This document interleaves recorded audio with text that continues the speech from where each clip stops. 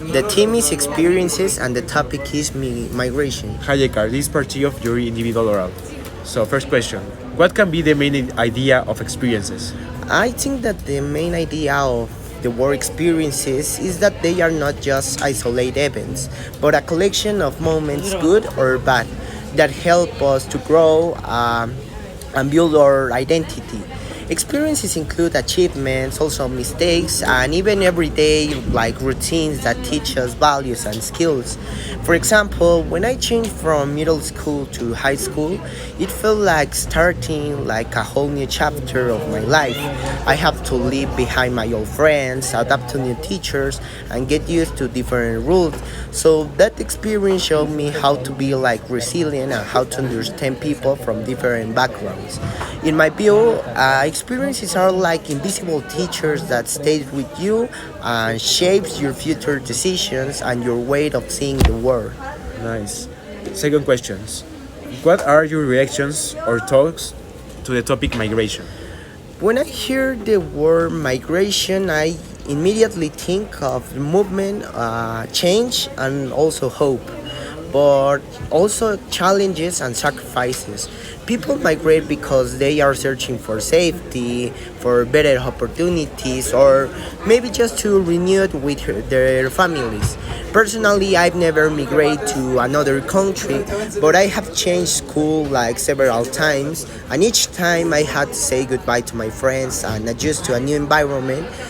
In a way that a small form of migration, it taught me empathy because if just moving school felt hard for me, I can only imagine what it's like to cross a border, like face a new language and start from zero.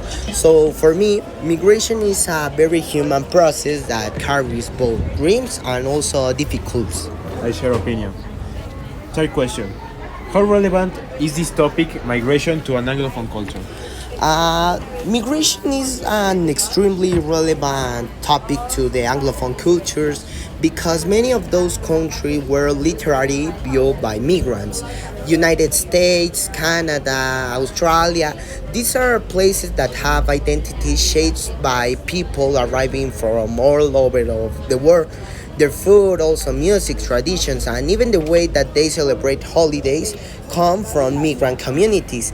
For example, in U.S., you have Hispanic heritage, Hmong Chinese New Year, celebration of St. Patrick's Day, which are direct results of migration.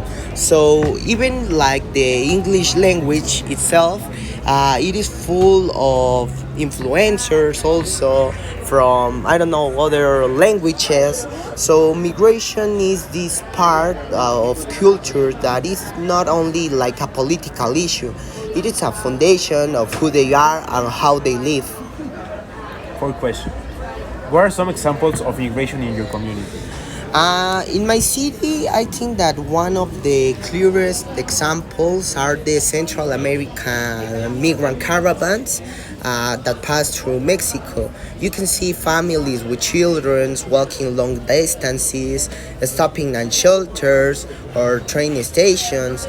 Some people stay just temporarily to work, others continue their journey to the north. And another example is students from other states who come to our school or a city, I don't know, for looking for a better education or job opportunities. Even within Mexico, there is a lot of international migration from rural areas to cities. These examples make like migration visible in my everyday life. It's not just something I read about in the news. Seeing the situations up close me help understand both the challenges that migrants face and also the solidarity that some communities show to support them. Final question: do you agree or disagree with the following quote? We cannot and should not stop people from migration.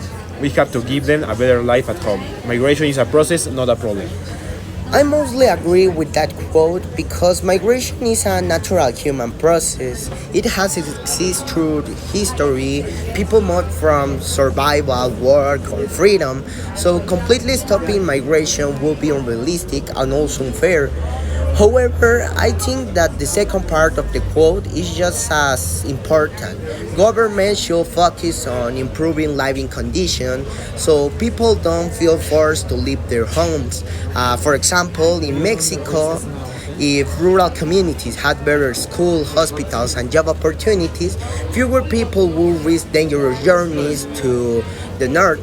So, migration can be positive if it is managed with respect, and also if countries also invest in making home like a better place.